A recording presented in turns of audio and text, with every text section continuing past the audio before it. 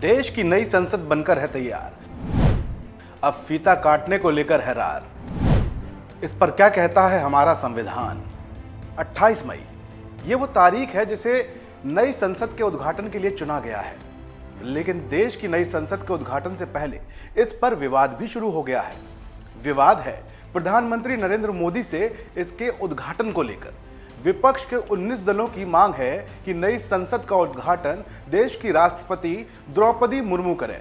ऐसे में सवाल है कि नए संसद भवन का उद्घाटन किसे करना चाहिए, प्रधानमंत्री या राष्ट्रपति? जानिए कैसे शुरू हुई ये बहस और क्या कहता है इस मामले में संविधान। 4 मंजिला संसद में लोकसभा के लिए 888 सीटें और राज्यसभा के लिए 384 सीट्स हैं। 18 मई को लोकसभा सचिवालय की तरफ से बयान जारी किया गया जिसमें कहा गया कि आत्मनिर्भर भारत के प्रतीक के तौर पर प्रधानमंत्री नरेंद्र मोदी 28 मई को देश की नई संसद भवन का उद्घाटन करेंगे। इसी बात को विपक्ष मुद्दा बना लिया है। मुद्दा है प्रधानमंत्री ही क्यों, राष्ट्रपति क्यों नहीं? सवाल की अगुवाई राहुल गांधी ने की और आज 19 पार्टियां उनके साथ हैं। एक ही आवाज है, बुलंद है, बायकॉट बायकॉट बायकॉट। विपक्ष की मांग है कि नई संसद का उद्घाटन पीएम मोदी नहीं बल्कि राष्ट्रपति द्रौपदी मुर्मू करें। सत्ता पक्ष ने तर्क दिया था कि अगर इंदिरा अनेक्सी और राजीव गांधी लाइब्रेरी का उद्घाटन कर सकते हैं तो पीएम मोदी संसद का उद्घाटन क्यों नहीं कर सकते, जिसका जवाब में कांग्रेस की ओर से कहा गया कि ऑफिस और संसद के उद्घाटन में फर्क होता है। माहौल संभालने के लिए अमित शाह ने सेंगोला का पत्ता फेंका कि कैसे 14 अगस्त 1947 की आधी रात से ये सेंगोल अंग्रेजों की सत्ता जाने का प्रतीक बन गई। अब इसे नई संसद में रखा जाएगा।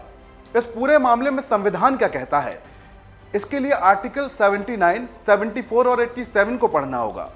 दरअसल आर्टिकल 79 में लिखा गया है कि देश के लिए संसद एक होगी जिसका हिस्सा राष्ट्रपति और दोनों सदन होंगे, यानी लोकसभा और राज्यसभा। ध्यान रहे कि इस अनुच्छेद में प्रधानमंत्री का उल्लेख नहीं है।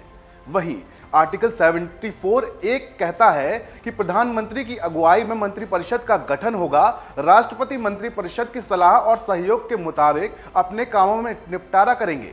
वहीं आर्टिकल 87 के मुताबिक संसद के नए सत्र की शुरुआत राष्ट्रपति के अभिभाषण से होगी जिसमें सत्र आहूत करने के एजेंडे को बताया जाएगा।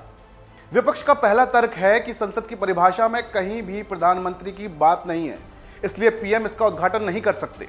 दूसरा, प्रधानमंत्री सिर्फ लोकसभा के नेता हैं और संसद दोनों सदनों से मिलकर बनती है, इसलिए राष्ट्रपति को इसका उद्घाटन करना चाहिए।